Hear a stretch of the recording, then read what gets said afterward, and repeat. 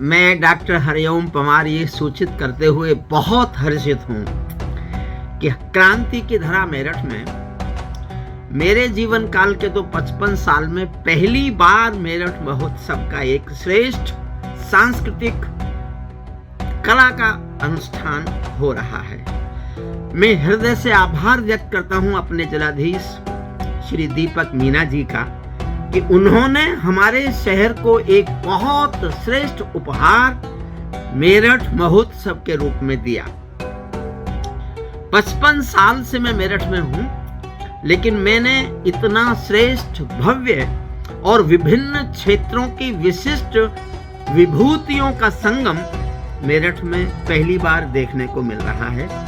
हृदय से आभारी हूं मैं अपने जिलाधीश महोदय का, बहुत बहुत प्रशंसा करने को मन कर रहा है उनकी। और मैं और भी इस उद्देश्य से इस समय आपसे संबोधित हूं कि 21 तारीख से 25 तारीख तक होने वाले इस मेरठ महोत्सव में, जिसमें विभिन्न क्षेत्रों की विभिन्न बहुत प्रसिद्ध हस्तियां भाग ले रही हैं, 24 तारीख को एक स्थानीय कवियों का भी एक छोटा योगदान इस मेरठ महोत्सव में है।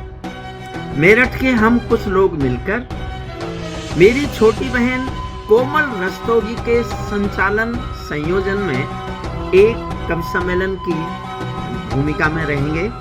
24 तारीख को शाम 5 बजे भामाशाह पार्क में प्रशासन के श्रेष्ठ अनुष्ठान मेरठ महोत्सव में एक कवि सम्मेलन भी और है, जिसमें मैं भाग लूंगा। मेरे साथ बहुत लोकप्रिय कवित्री मेरठ की अनामिका जैन भाग लेंगी। क्रांति कवि के नाम से प्रख्यात और एक श्रेष्ठ संचालक भी सौरभ जैन भाग लेगा। मेरा छोटा भाई सुमनेश सुमन भाग लेगा। प्रिय बहुत प्यारा गीतकार भी और ओज का कवि भी भाई सत्यपाल सत्यम भाग लेगा। हमारे हास्य के श्रेष्ठ कवि, उर्दू अदब में हास्य के श्रेष्ठ कवि भाई पॉपुलर मेरठी भाग लेंगे। और हमारे अग्रज भी, हमारे बड़े भी, हमारे उस्ताद शायर भी, मैं तो जिनको सुनकर उर्दू की शायरी सुनने का मेरा मन हुआ, मैंने सीखने की कोशिश भी की, ऐसे हमारे बड़े अजीम शायर भाई नवाज देवबंदी साहब भी इस कवि सम्मेलन में भाग लेंगे। बहुत आभार मेरी छोटी बहन कोमल रस्तोगी का, जिनके संयोजन संचालन में ये कविता की शाम, शायरी की शाम बीतेगी। आइए 24 दिसंबर मेरठ महोत्सव की अनुपम बेला में मेरठ महोत्सव नाम के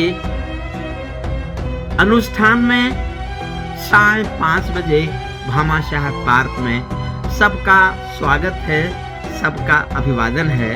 बहुत बहुत धन्यवाद।